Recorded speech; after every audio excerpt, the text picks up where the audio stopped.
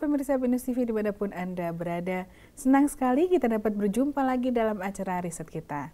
Selama 60 menit ke depan, saya Bernadetta Pravita akan mendampingi Anda untuk mengulas hasil-hasil penelitian yang dilakukan oleh dosen-dosen dan juga mahasiswa jurusan Marketing Communication Universitas Bina Nusantara. Hari ini kita akan membahas tentang peran editor dalam produksi feature televisi dengan judul Jejak Kaki. Senang sekali kita sudah kedatangan editornya langsung, yaitu Helmi Syami. Halo Hel. Halo Mbak. Apa kabar hari ini? Baik. Oke, kita sudah siap untuk berbincang tentang peran editor dalam feature Jejak Kaki. Pertama, sebelum kita membahas Jejak Kaki lebih lanjut, apa sih yang membuat Syami dan teman-teman memutuskan untuk membuat program feature? Kenapa bukan program yang lain? Program feature, jadi di waktu semester 7 dikasih ada beberapa pilihan. Kita membuat tugas akhir ada beberapa pilihan seperti news magazine, ada dokumenter, dan feature. Dengan tingkat kesulitan paling tinggi itu ada di dokumenter, dan memang karena proses dari praproduksi hingga pasca produksinya agak lebih susah, akhirnya kita memilih feature. Kenapa kita tidak memilih news magazine adalah terlalu banyak liputan dan terlalu banyak informasi yang akan kita sampaikan. Makanya kita buat pilih feature dengan alasan ini adalah suatu fakta dan juga suatu berita, tapi kita olah secara menarik, seperti itu intinya. Kemudian namanya adalah Jejak Kaki. Awalnya ada perdebatan dulu nggak sebelum akhirnya menentukan program feature ini akan dinamai Jejak Kaki. Ada latar belakang apa sampai membuat namanya adalah Jejak Kaki? Jadi sebenarnya gini, di awal saya dan produser saya memutuskan untuk membuat sebuah program ibu dan anak. Tapi nyata setelah kita telusur lebih jauh, ternyata program ini lebih pantas news magazine. Kalau kita mau tetap feature, kita harus ganti seperti apa. Dan akhirnya kita memutuskan, yaudah kenapa kita nggak ngebahas suatu tempat yang memang jarang diketahui orang atau jarang dikunjungi orang, tapi kita buat itu secara menarik. Dan kita memutuskan untuk nama yang bagus ya untuk tempat-tempat seperti itu. Akhirnya kenapa kita terinspirasi dari nama Jejak Kaki itu? Jejak, kita setiap pergi kemanapun, kita meninggalkan namanya jejak. Jejak kaki, seperti itu. Dan nanti di logo kita itu ada jejak kaki dan ada kupu-kupu. Maksudnya kupu-kupu di sini adalah, itu akan melambangkan keindahan di tempat-tempat yang kita jalani atau tempat kita yang singgahi, seperti itu.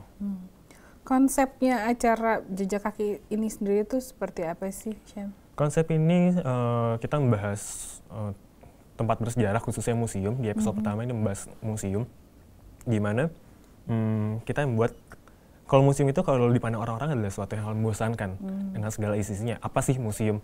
Nah, kita di sini sebagai tim Jejak Kaki, kita ingin mengemas itu lebih menarik. Yang kita ambil adalah konsep faktanya, keunikan museum, tapi dengan cara, saya sebut beberapa inspirasi program saya seperti Jalan-Jalan Man, terus Running Man, adalah hal-hal yang itu adalah program-program yang ngemas program feature dengan cara menarik, dengan cara yang berbeda. Contoh saya terinspirasi di program Jalan-Jalan Man di episode Yogyakarta, di mana si Jebrau dia mengatakan ada loh dinosaurus di Yogyakarta. Hanya karena hal sepele itu ya dia melakukan jalan-jalan ke Jogja dan dia menyatakan, ternyata di Jogja itu memang nggak ada dinosaurus, tapi ada banyak keindahan yang lain. Seperti itu. Oke, kalau dari acara isinya sendiri, dari acara feature sendiri, Jejak Kaki ini didominasi oleh acara apa ya? Atau bukan acara, tapi didominasi oleh konsep yang seperti apa? Didominasi oleh dua orang host yang melakukan mencari misi. Misi untuk mengunjungi museum dan mencari sudut-sudut yang unik. Intinya seperti itu. Jadi isinya adalah jalan-jalan ke museum, ya, dengan games di dalamnya, seperti itu. Sebetulnya ada sebelum akhirnya memutuskan untuk membuat program ini, ada preliminary research dulu nggak, atau ada observasi dulu di lapangan? Seperti apa sih yang sebaiknya kita lakukan gitu? Jadi saat penyusunan skripsi di bab 1, saya dan tim diharuskan untuk dosen pembimbing untuk membuat namanya survei. Dan kita menggunakan Google Survey dan meriset kurang lebih sekitar 100 audiens. Jadi ada beberapa pertanyaan yang kita riset, dan apakah dari pertanyaan itu bisa kita masukkan ke konten kita. Dan hasilnya memang cukup positif dan sesuai apa yang kita harapkan, bahwa dari survei tersebut masuk ke program kita sebagai konten. Contoh ada seperti, ternyata audiens kita minta dong ada namanya masukan dari atau pendapat masyarakat mengenai program ini yang akan menambah daya tarik atau pendapat orang lain, ya museum ini memang benar bagus seperti itu. Ada juga yang memilih, gue mau dong sisi uniknya museum atau promo yang diberikan museum atau tempat bersejarah. Itu seperti unsur-unsur seperti itu yang kita masukkan. Oke. Kalau dari sisi timeline-nya sendiri, penyusunan timeline produksinya dari sisi praproduksi hingga pasca produksi program itu seperti apa? Penyusunan timeline untuk jangka waktunya dulu saya sebut itu kurang lebih memakan waktu 3-4 bulan. Itu. Dan untuk kegiatan praproduksinya itu saya menyusun kurang lebih 2-3 minggu. Jadi kita melakukan survei dulu di praproduksi. Survei ke museum itu 2 kali. Jadi survei pertama kita melakukan, tempat ini yang kita ambil adalah Bank Museum Mandiri. Kita cek lokasinya, oke juga ternyata tempatnya ada beberapa keunikan yang bisa kita gali. Lalu di situ kita melakukan survei untuk 2 kalinya, itu survei bersama host. Apa aja sih nanti host akan obrolkan. Itu untuk praproduksinya. Kita juga di survei kedua itu juga melakukan perizinan ke tempat-tempat. Jadi selain museum itu juga kita tempat mengambil pengantarnya dulu di Binus Square untuk tempat. Ini nanti ada konsep penculikan host seperti itu. Kita ambil di Binus Square untuk izinnya. Itu untuk praproduksi. Untuk produksinya sendiri kita melakukan syuting sebanyak 2 kali. Jadi di hari pertama karena kita masih ada trouble, ada masalah yang harus diselesaikan juga, nggak kekejar waktunya, kita lakukan syuting kedua. Jadi kita 2 kali syuting. Jadi kurang lebih untuk produksinya 2 hari. Dan yang agak lama adalah di pasca produksi. Jadi di sini ada editing offline dan online. Itu akan memakan waktu kurang lebih sekitar 2 bulan. Itu. Cukup lama ya untuk lama. Editnya. Biasanya waktunya untuk durasi edit itu bisa memakan waktu yang lama atau bisa disingkat. Itu karena apa? Karena kendala di lapangan kah? Ada beberapa faktor. Pertama, pasca produksi itu tidak akan lepas dari namanya praproduksi. Semakin bagus praproduksinya, akan berpengaruh ke produksinya, dan hasil produksi akan berpengaruh ke pasca produksi. Seperti itu. Dan ketika melakukan praproduksi saya dan tim saya pikir cukup oke, karena di produksi ini kita hampir tidak begitu ada kendala. Tapi ternyata ada beberapa pergantian atau scene yang harus diganti oleh produser saya, sehingga memakan waktu yang cukup lama untuk pengerjaannya, khususnya di bagian editing. Jadi ada beberapa trouble, khususnya saya sebut seperti lighting atau pencahayaan. Selain itu dengan konsep mobile, di mana host yang benar bergerak, lari, jalan ke sudut museum, banyak gambar yang blur. Seperti itu, dan itu akan makan waktu di editing. Sementara di museum itu ada 2 jenis cahaya, saya sebut untuk lightingnya, tungsten dan daylight. Nah, untuk editornya sendiri kita akan di online itu akan sangat susah untuk menyesuaikan cahaya mana yang kita pakai, seperti itu. Oke, pemirsa jangan kemana-mana karena kami akan segera kembali setelah beberapa berikut ini. Tetaplah di Riset Kita.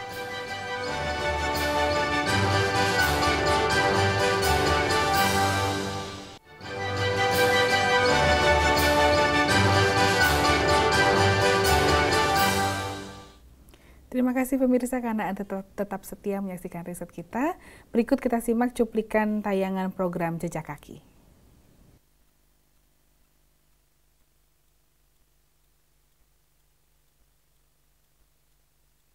Kok lu di sini sih?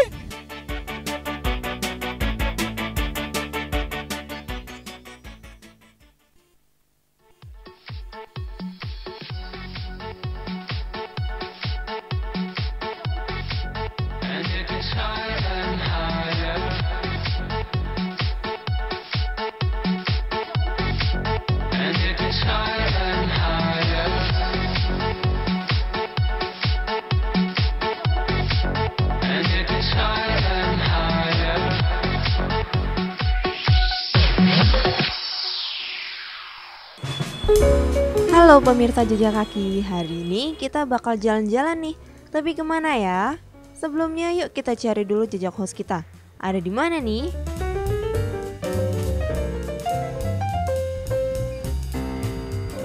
ini dia kamar host pertama kita.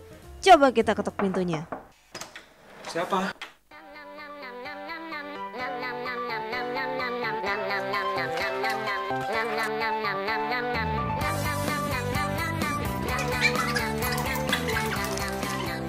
Sip, berhasil dapat host pertama dan sudah kita bungkus.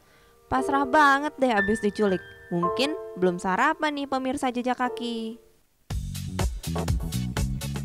Dan lanjut lagi nih cari host yang kedua. Mana ya yang bisa kita culik? Nah, itu dia lagi jalan. Serbu!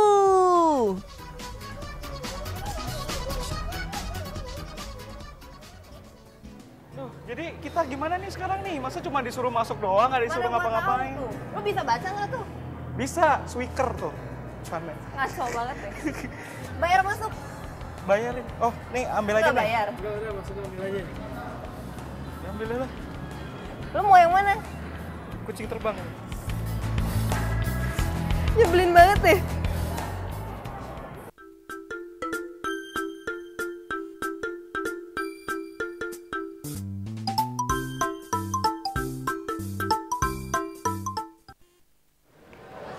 Gue disuruh cari front office. Bukannya front office itu tempat yang gue datengin tadi. Terus gue disuruh cari front office lagi. Cari tempat penyimpanan uang. Di mana ya? Jadi gue disuruh nyari tempat penyimpanan uang. Nah, di situ ada ATM. Pasti di sini nih. Ini banyak duitnya di sini soalnya.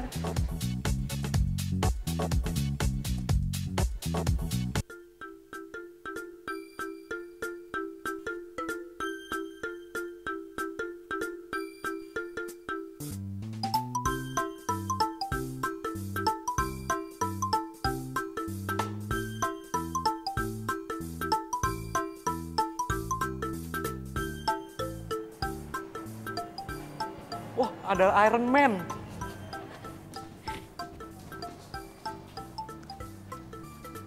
Tarat. Peti uang. Set.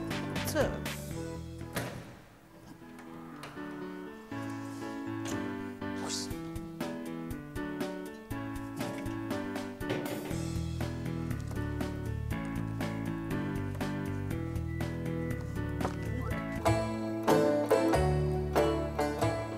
Wih.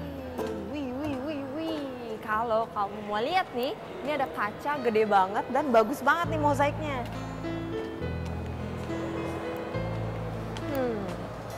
Jadi nih, sekarang gue lagi naik ke lantai 2 Museum Bank Mandiri. Ternyata Museum Bank Mandiri itu nggak cuma ada 1 lantai ataupun 2 lantai.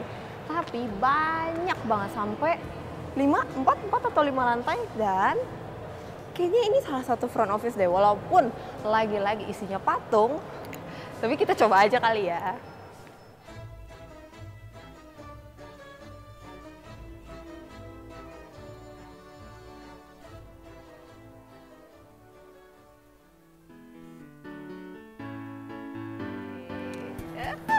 Gue ketemu nih.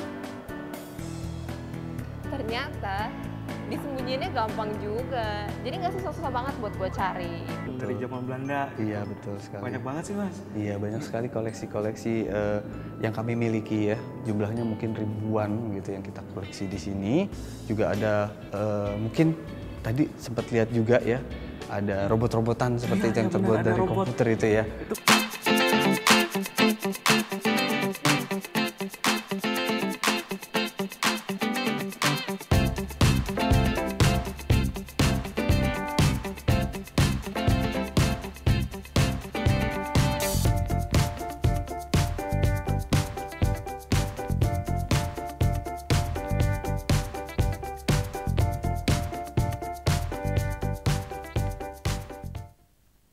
Nah, pemirsa, demikian tadi cuplikan dari program Jejak Kaki. Sangat menarik, Syam, sangat menarik.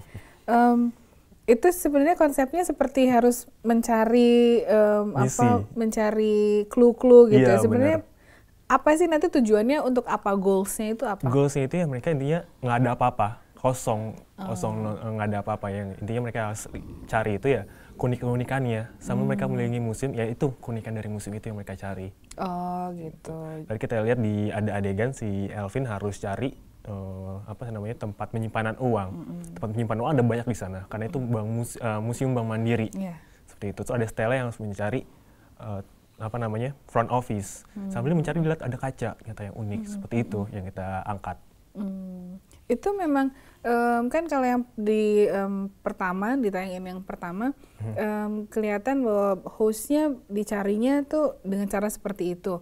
Itu memang dalam konsepnya akan seperti itu terus setiap episode, atau hanya untuk tayangan perdana saja cara mencari hostnya tuh seperti itu? Oh, jadi ini emang untuk hostnya sendiri dalam sebuah program ada dua kekuatan dalam program. Yang pertama dari konsepnya, atau kedua dari hostnya. Dan saya mencoba menggabungkan keduanya. Di mana karakteristik hostnya, Elvin dan Stella, saya buat sedemikian rupa yang benar-benar konyol, yang benar have fun, seperti itu. Ya mereka yang benar di awal mereka diculik, ya mereka nggak tahu apa-apa. Dan selanjutnya pun akan seperti itu. Mungkin dengan konsep penculikan yang berbeda atau konsep pengajakan mereka yang berbeda untuk tempatnya, seperti itu. Dan untuk tayangan perdana ini adalah Museum Bank Mandiri. Benar ya? sekali. Bisa diceritakan lagi nggak, kenapa sih harus memilih Museum Bank Mandiri? Kenapa bukan museum yang lain gitu, atau yang justru tidak begitu terkenal, gitu, tidak begitu tenar di kalangan masyarakat seperti Museum Keramik misalnya yang juga ada di daerah Museum Fathahillah atau di dekat-dekat dengan Museum Bank Mandiri misalnya gitu. Alasan pertama kita adalah dari masalah administratif, Mbak. Okay. Administratif, kita kesulitan untuk menembus beberapa museum karena perlu perizinan yang cukup, dari masalah harus perizinan dari pihak kampus, terus dengan biaya yang cukup besar, dan akhirnya kita mendapat bagaimana kita coba Museum Bank Mandiri. Ya, kita coba ngobrol dengan bagian operasionalnya. Oh ya udah, kita dikasih kemudahan seperti ini. Silakan eksplorasi suka kalian dengan budget yang tidak terlalu besar juga untuk penggunaan itu, dan kita bisa menggunakan 1 hari full. Itu alasan utama kita sih. Oke. Itu kemudian kita kembali ke hostnya ya. Kalau hostnya sendiri apakah akan berganti di setiap episode atau memang hostnya adalah dia saja gitu? Ya, seperti saya bilang tadi bahwa host ini adalah kekuatan dari program, yaitu untuk episode depannya tetap akan digunakan Stella dan Elvin, seperti itu, karena mereka mempunyai karakteristik yang cukup kuat. Oke. Kalau dari kriteria hostnya sendiri, punya kriteria yang seperti apa sih hostnya? Memang harus pria dan wanita gitu, atau cowok cewek gitu, atau memang ada kriteria khusus yang akhirnya membuat tim memutuskan mereka yang akan dijadikan host adalah mereka yang seperti ini? Kalau untuk dari Stella ini punya pemahaman yang cukup luas untuk mengenai museum. Dia bisa menjelaskan, oh ini ada sudut-sudut yang menarik di museum, dan ini memang benda-benda yang unik. Sementara Elvin adalah, dia sempat aktif di vlog di YouTube, dan dia memang punya karakteristik yang unik. Ya itu yang membuat saya dan tim, ya udah kita coba pakai Elvin. Oke, jadi karakternya sendiri memang harus yang punya karakter explorer gitu ya? Iya, benar. Pernah terpikir nggak kalau bukan karakternya yang seperti itu, kira-kira ada kendala seperti apa yang terjadi di lapangan? Iya, kalau hostnya bukan mereka, mungkin saya dan produser saya akan membuat mereka briefing lebih lama, menggunakan mungkin training juga untuk makan, dan itu akan memakan waktu. Gimana untuk membuat karakteristik host yang itu nggak gampang, karena perlu juga namanya komunikasi. Ya, apa yang pesan disampaikan oleh produser, kemauan seperti apa yang produser sampaikan ke host itu agak susah. Kalau kita karakteristik host yang kita cari adalah nggak sesuai, makanya kita cari yang sesuai atau mendekati, seperti itu. Oke. Dari awal, Syami dan tim memang melihat ada chemistry di antara Elvin dan Stella, atau tim berusaha membuat mereka jadi dekat gitu sehingga chemistry-nya dicari di lapangan? Chemistry-nya kita lakukan dari tahap praproduksi. Jadi di awal kita tentukan mana host yang kita akan pakai, dan sudah dapat Elvin dan Stella, kita melakukan intens komunikasi. Jadi komunikasi ini dilakukan melalui beberapa media sosial. Kita bentuk sebuah grup, dan kita ngobrol bareng-bareng. Kita mikir, mereka ngobrol apa ya nanti pas di museum? Sepertinya enaknya seperti ini. Nah, kita berapa kali makan bersama, ngobrol bareng atau ngumpul, itu yang akan membangun chemistry kita masing-masing. Jadi memang tapi sebelumnya tim tidak melihat ada chemistry Belum. lebih dahulu ya di antara Elvin dan Stella. Jadi Karena dibangun. memang berbeda. Elvin ada di jurusan pinus yang berbeda dan Stella juga berbeda seperti itu. Jadi memang sengaja dibangun chemistry antara mereka. Nah, kalau dari sisi teori sendiri, teori yang digunakan dalam tugas Syami dan kawan-kawan ini, teori yang digunakan itu apa dan seperti apa, tapi jangan dijawab dulu. Pemirsa, tetaplah bersama kami karena kami akan segera kembali.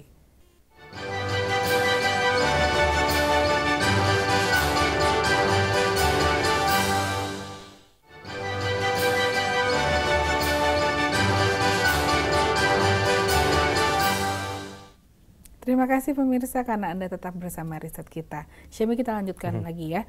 Teori yang digunakan dalam produksi tugas akhir Syami ini dan teman-teman itu teori apa saja? Jadi ada 2 teori yang kita gunakan, yaitu ada teori umum dan teori khusus. Untuk teori umum ada 2 teori lagi, kita bagi lagi, ada teori komunikasi massa dan teori komunikasi organisasi. Seperti itu. Jadi untuk teori komunikasi yang saya gunakan adalah teori pembelajaran sosial. Ini adalah teori yang sebenarnya digunakan dari teori psikologis, di mana audiens ini akan menangkap,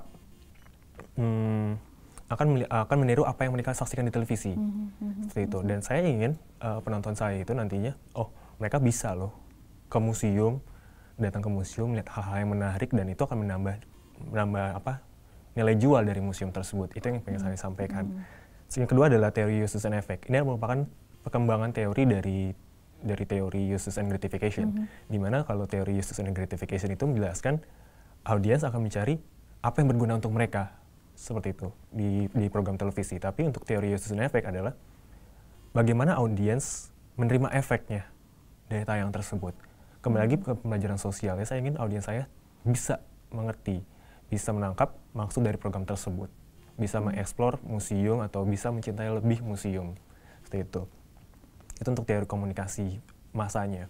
Dan untuk teori organisasi saya menggunakan teori manajemen ilmiah Tyler, di mana teori ini terdapat beberapa kuncinya seperti struktur, terus juga seperti lini dan staff, dan karena berhubungan dengan kaitan saya dan tim saya untuk membangun sebuah program. Bagaimana kita berinteraksi, bagaimana kita membangun hubungan, bagaimana kita menyelesaikan program kerja kita itu ada di manajemen ilmiah Tyler. Juga ada teori sosial Carls and Hans, di mana teori struktur sosial, teori sistem sosial yang menyatakan bahwa teori ini seorang organisasi atau sebuah organisasi dan orang-orang di dalamnya itu berinteraksi satu sama lain dengan membuat sebuah sistem. Itu. Dan ada satu lagi yaitu teori kewenangan sosial. Teori ini menyatakan bahwa kewenangan sosial atau ketika kita memberikan job atau kita memberikan perintah kepada bawahan kita atau kepada teman-teman kita, itu akan ditentukan dari luas wewenang yang mereka terima. Seberapa besar mereka bisa mengerjakan atau seberapa besar kewenangan mereka melakukan pekerjaan tersebut. Itu ditentukan berdasarkan penerimaan mereka. Seperti itu. Oke. Jadi dari beberapa teori itu gitu ya. Apakah memang menghasilkan hasil kerja yang diharapkan atau yang sesuai dengan teori-teori yang dipakai tersebut, atau ada temuan baru di lapangan yang memperlihatkan bahwa oh tidak seperti itu kok terjadinya? Ya, tepat sekali. Jadi ketika kita selesai mengerjakan tugas akhir ini, setelah kita sidang ternyata kita mendapat beberapa revisi untuk penggunaan teori kita, khususnya di teori organisasi. Ada banyak sekali, khususnya untuk produser saya lebih banyak mengganti teorinya dengan teori kepemimpinan, dan untuk saya sendiri lebih menekankan pada teori editing yang saya gunakan, dan kameramen saya juga banyak mengganti teorinya dengan teori-teori tentang kameramen, pengambilan gambar dan sebagainya. Dan fakta yang tertemukan itu sangat menarik sih kalau menurut saya, di mana organisasi itu sebenarnya tidak lepas dari peran job desk masing-masing. Sementara kita ini melakukan job desk yang beragam. Saya bukan cuma editor, tapi di program tersebut saya juga sebagai program directornya. Dan untuk lighting itu dipegang oleh teman saya yang juga kameramen. Dan hasilnya emang kita tidak bisa melakukan hal sekaligus, tanpa pengetahuan yang cukup. Karena bahkan untuk pengambilan gambar pun itu tetap saya juga melakukan pengambilan gambar karena teman saya kurang begitu menguasai. Nah itu yang perlu ditekankan menurut saya. Jadi dalam setiap tugas akhir mungkin masukan juga buat teman-teman yang akan melakukan tugas akhir, sesuaikan job desk yang sesuai sama kita. Gitu. Jangan ternyata dia bisanya ini loh, bisanya kameramen tapi ditempatkan di editor. Sementara di editor kurang, jangan seperti itu. Itu yang cukup pengaruh sih. Jadi disesuaikan dengan porsinya dan kemampuan masing-masing. Kalau dari sisi acaranya sendiri, sebenarnya ini fokusnya lebih ke features atau lebih ke entertainment? Iya, bisa disebut ini adalah feature entertain. Ya, ini juga mendapat sebuah kritikan dari penguji saya. Fokus ini kemana sih programnya, kita lihat apa feature kah atau entertain kah? Ini ya kita sebut ya kita ingin membawakan feature yang lebih santai, lebih ini, tapi informasi tetap ada. Mungkin kekurangannya adalah dari program ini yang sering mendapat kritik adalah informasinya ini kurang. Dimana ya feature itu akan lebih banyak informasi, atau kalau tidak bisa menyertakan informasinya tulis saja, gunakan title seperti itu, mengatakan berapa harga masuknya, misalnya ini ruangan apa atau sejarahnya seperti apa, itu bisa di-insert. Itu sih kekurangan yang kita terima waktu sidang. Kalau yang tadi diperhatikan dari tayangan tadi, ada beberapa yang sepertinya memang informasinya masih agak terlalu sedikit gitu ya, atau miss gitu, atau hostnya tidak bisa menyampaikan secara pas dengan apa yang sebenarnya ada di situ gitu. Tadi memang terlihat lucu bagaimana gayanya Elvin dan bagaimana Stella membuat ekspresi atas apa yang terjadi. Tapi ketika itu kurang pas, tapi sudah terlanjur terjadi, sebaiknya apa yang dilakukan oleh editornya selain insert yang tadi seperti yang disarankan gitu, insert informasi. Selain itu ada nggak yang bisa dikerjakan oleh editor kalau dari sisi pemahaman Syami? Mungkin tidak ada lagi kalau pilihan antara dua, atau kita mengulang produksi atau kita menambahkan insert. Dengan kalau kita memilih untuk mengerjakan program itu lagi, kita akan membutuhkan biaya yang lebih besar. Betul. Dan itu peran editor sebagai yang seharusnya saya kerjakan adalah program yang masih belum saya revisi. Saya harus menambahkan apa sih pengertian, misalnya kayak kaca yang tadi, kaca-kaca ini tuh harus ada sejarahnya seperti apa. Itu yang harus di-insert, karena untuk melakukan syuting lagi itu nggak mungkin. Atau kita mengambil dari YouTube, tapi saya menghindari sama tim saya untuk ngambil, buat apa sih kita ngambil dari media lain seperti itu. Dan kita original aja dari data yang kita punya. Tapi akan terasa tidak begitu menarik dengan kita tambahkan informasi yang terlalu berlebih, karena ini feature itu, bukan dokumenter. Kalau dari sisi ininya sendiri, dari sisi Syaminya sendiri, terasa ada yang kurang pas nggak? Atau ketika, kan juga program direkturnya ya, ketika terjadi di lapangan, itu apa sih yang Syami sendiri rasakan gitu? Atau kan biasanya editor tuh kalau ikutan juga di produksinya itu, kadang-kadang gregetan sama sesuatu gitu. Ketika di lapangan terjadi, apa sih yang paling banyak Syami temui gitu? Pertama dari teman saya yang sebagai kameramen, dia kurang menguasai untuk kameramen, sehingga saya pun juga harus turun tangan untuk mengerjakan kameranya sendiri. Sayang banget ketika saya juga harus ini, dan pergerakan host itu mobile, jalan-jalan, sehingga banyak gambar yang bisa dibilang blur. Itu kesulitan utama. Dan akhirnya saya menggunakan gambar-gambar yang blur tapi masih bisa saya ubah gitu. Itu yang pertama. Terus selain itu, selain hostnya, kendala cahaya. Cahaya itu di lapangan, setelah kita melakukan survei, ini cahaya daylight dan tungsten. Jadi cahaya warna putih dan cahaya warna kuning. Itu sangat merepotkan untuk editor untuk menyamakan warnanya. Atau pilihannya dua, apakah kita mau menyamakan warna atau kita membiarkan warnanya begitu saja sesuai dengan museum. Akhirnya saya coba menetralkan warna saja yang agak mirip, karena begitu ada pilihan untuk menggunakan lighting dengan pergerakan host yang mobile, kita tidak bisa mengejar momen seperti itu. Nah, kalau yang seperti prosesnya, kemudian proses editingnya seperti apa, itu kan katanya ada yang online dan offline ya. Benar. Itu ceritanya seperti apa? Tapi jangan dijawab dulu. Pemirsa, tetaplah bersama kami karena kami akan segera kembali.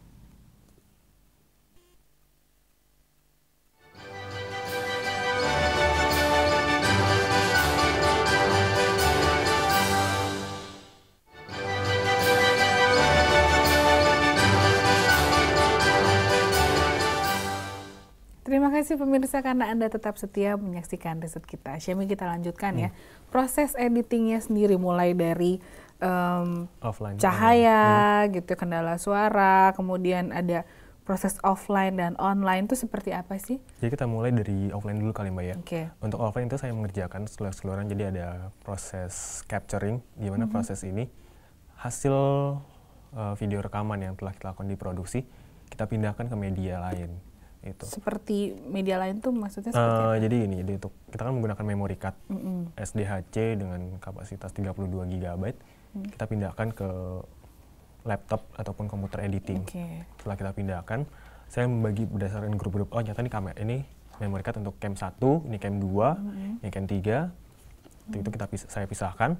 Setelah dipisahkan, baru saya insert ke program atau software Adobe Premiere Pro. Seperti yang bisa kita lihat di layar ya, proses online dan offline editingnya itu. Nah, ini ada capturing, assembling, dan rough cut. Jadi di capturing ini, setelah saya bilang tadi, setelah saya masukkan untuk Adobe Premiere, saya juga membagi lagi ke grup. Jadi saya membuat beberapa sequence untuk segmen 1, segmen 2, segmen 3. Oke. Itu. Dan untuk assembling ini adalah proses penyusunan atau ya penyusunan gambar untuk kita mendapatkan timeline. Seperti ini loh alurnya ya. Iya, setelah di-capture, saya pendapat timeline-nya. Kan menggunakan 2 kamera kan. 2 kamera, oh ini loh gambar-gambar yang pas, kita susun seperti ini. Sedemikian rupa sehingga jadi baru masuk ke rough cut. Rough cut ini untuk mendapatkan timeline-nya. Oh, segmen 1 kita butuh waktu kurang lebih 7-8 menit. Nah, di sini adalah fungsi dari rough cut itu sendiri untuk mendapatkan timeline. Itu. Untuk editing offline. Untuk editing online-nya ada fine cut. Kita motong gambar yang lebih halus lagi, lebih rinci lagi. Baru masuk ke titling. Jadi setelah fine cut sudah rapi, oh gambarnya sudah rapi, durasinya sudah sesuai, dan mungkin ada gambar yang dipercepat atau diperlambat, baru masuk ke titling. Titling ini menggunakan penamaan. Misalnya host Stella atau tadi ada Bapak Andi Wahyudin selaku bagian operasional Museum Bank Mandiri dan sebagainya. Dan untuk titling sendiri saya menggunakan coloring atau warnanya itu yang menyesuaikan sama logo jejak kaki, di mana mayoritas adalah warna biru dan pink, hitam ceria. Baru color correction ini cukup makan waktu, di mana saya perbedaan cahaya ada tungsten dan daylight, sehingga saya harus menyetarakan. Itu juga baru ada mixing, ini menggunakan sudah mulai menggabungkan dengan audio atau musik-musik background untuk memperkuat dari video itu sendiri. Baru render exporting terakhir. Oke. Itu dari yang offline ini dan online ya. Ini Kalau proses titling. Proses titling ini yang saya gunakan ya, itu kan ada logo jejak kaki, warnanya biru dan pink, dan kita sesuaikan. Seperti itu. Kalau dari sisi editingnya tentang cahaya, jadi perbedaan cahaya itu seperti apa? Iya, bisa lihat di gambar ini saya menggunakan beberapa efek seperti auto color, brightness and contrast. Yang atas itu adalah yang before-nya, jadi masih hasil produksi, baru yang di bawah itu setelah editing. Lihat yang di bawah lebih cerah. Yeah. Tuh. Terus mungkin ada lagi mana efeknya. Nah, ini color balance. Yang di atas itu sebelum saya masuk editing, itu masih bluish gambarnya, masih terlalu biru. Karena di produksi pun kita bingung menentukan cahaya seperti apa yang kita gunakan untuk white balance di kameranya. Akhirnya kita koreksi lagi di editing, ya udah kita pakai warnanya seperti ini, lebih hangat. Nah, mungkin ini kesimpulan. Jadi ada beberapa evaluasi program, mulai dari peralatan yang saya bisa bilang ada beberapa peralatan yang tidak banyak digunakan seperti slider, itu tidak terlalu berfungsi. Perizinan pun kita mengalami kendala, khususnya untuk di Binus Square.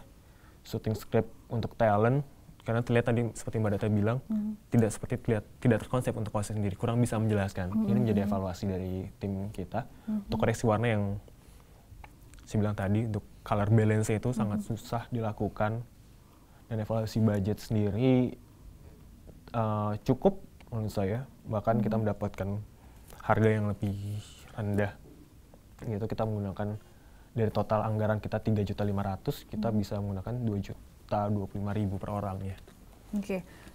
Kalau di lapangan sendiri sebagai editor yang Syami juga ada di lapangan, sebetulnya apakah itu menjadi suatu keharusan bahwa editor juga ada di lapangan ketika produksi, dan kemudian ketika ada yang dinilai agak nggak pas gitu ya, atau kurang pas ketika dalam suatu adegan, apakah ada perubahan secara spontan yang dinyatakan oleh editor kepada produsernya gitu, atau karena Syami sekaligus menjadi program directornya gitu, apakah kemudian banyak hal yang diubah karena tidak sesuai di lapangan dengan yang ada di storyboard sendiri?